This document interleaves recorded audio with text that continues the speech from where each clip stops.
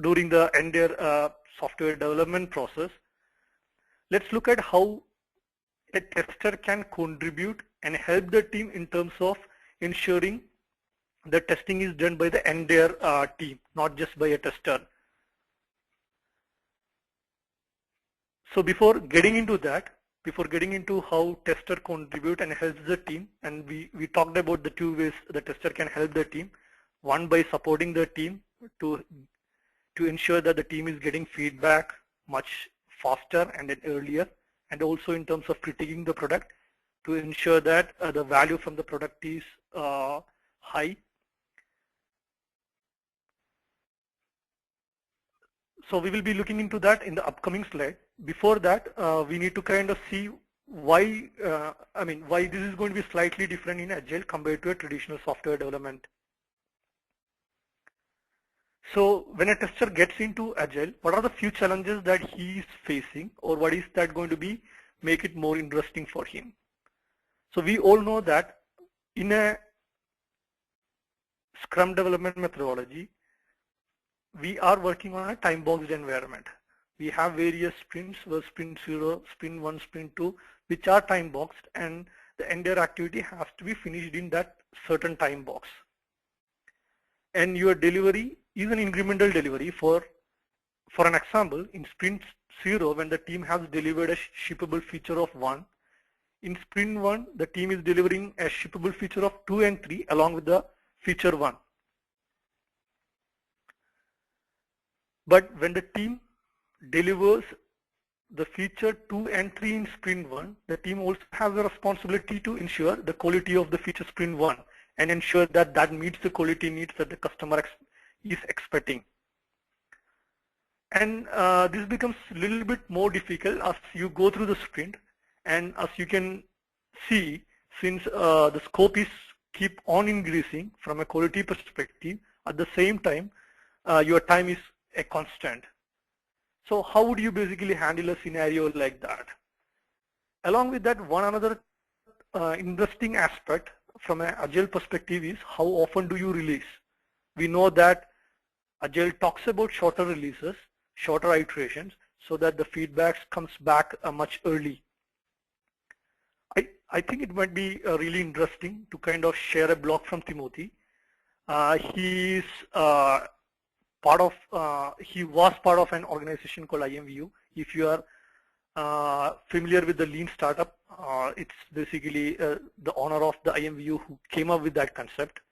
And they started to practicing continuous deployment, where they used to release in a shorter iterations into production. And in this specific case, he blogs about how they've been able to release 50 times in a day. Now this kind of contradicts with the earlier scenario, where you see consistently the scope is increasing, whereas you have time boxed into a shorter iterations. At the same time, from a market perspective or from an industry perspective, you see that the expectation is going in a way where the releases are happening much faster and in a shorter windows. Again, IMVU is not a single, is an exception. There are multiple organizations which basically releases the features in a multiple times in a day. Flickr, Facebook. I think there are enough examples which is showing that this is not an exception at this point of time. Now let's take for a minute and assume that the features that's coming in are pretty simple, and it makes pretty easy for the release to happen multiple times in a day. But at the same time, the challenge here is you also have an existing features where you have a responsibility to ensure as a team that the quality hasn't been compromised here, and it's meeting whatever is the condition of satisfaction or the definition of done, whatever criteria that you have set there. So this becomes a challenge. Maybe as an organization, we might not really want to get into a stage where we release multiple times in a day, and it varies from an organization to organization. But I'm sure with the way the market is driving, we are definitely moving towards shorter release cycles. And now we have a conflicting situation where one scenario which basically tells us the scope of testing is consistently increasing. When you are working on an agile methodology, especially in an incremental delivery model, at the same time, the expectation from the market tells us to release much faster into the market.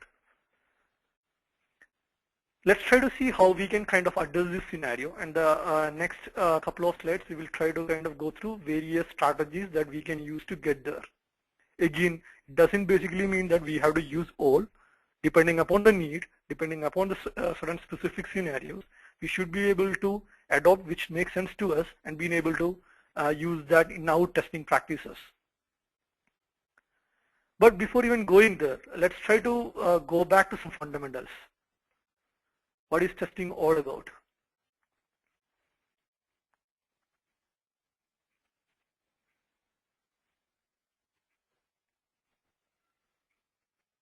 So we all know that there is a cost to fix, and for any tester, testing 101 tells us the cost to fix keep on increasing as we identify bugs later in the development cycle.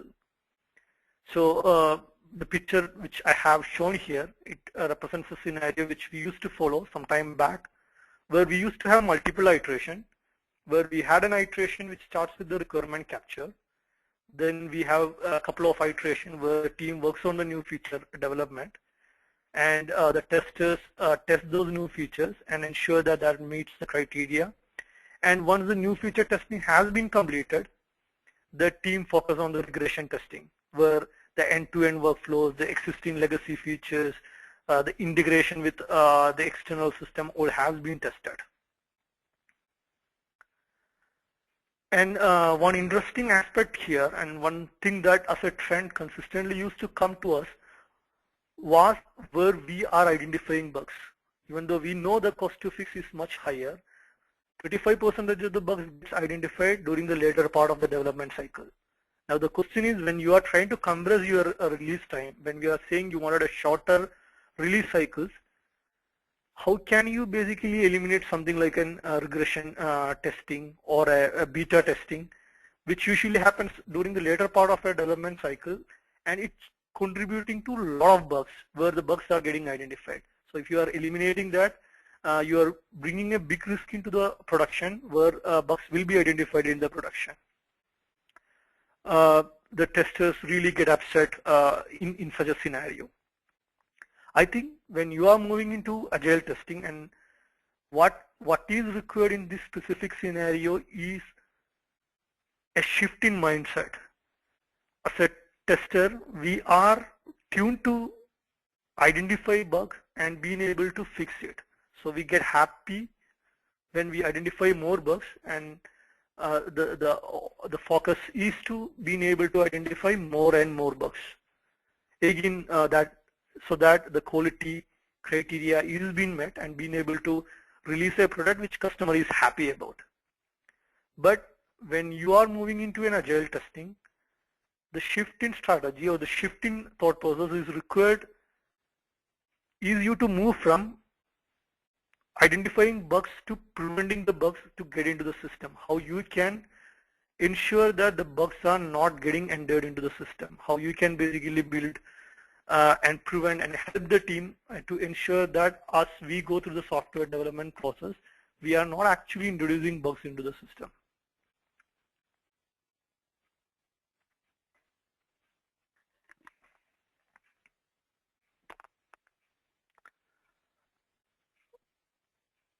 The strategy that we followed is something suggested by Lisa and Janet in the book Agile Testing, called Agile Quadrants.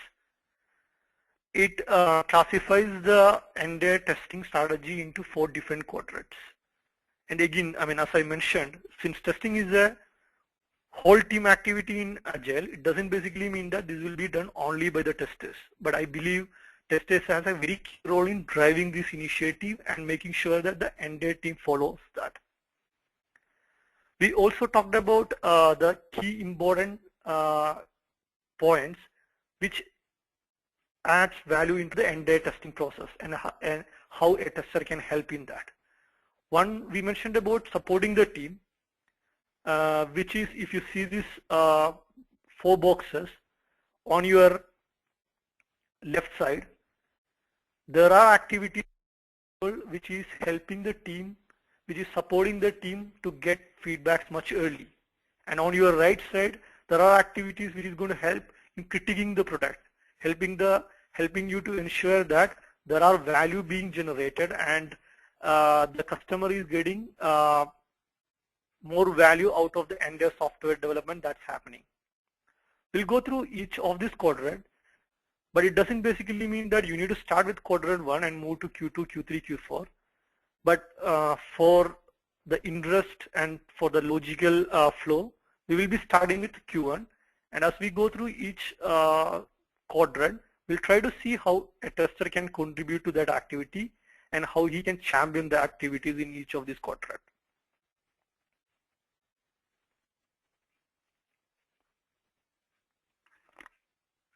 We'll start with quadrant 1, which involves unit testing and component testing.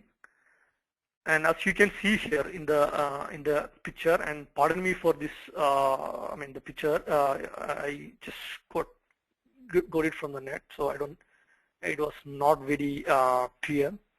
But I hope you have been able to read the picture, and if you could see in that unit testing, you can see that in the y-axis, it falls under the supporting team, and in the x-axis, it's a technology-facing test. So most of the technology-based testing in turn helps the team and supports the team, and most of them will be automated.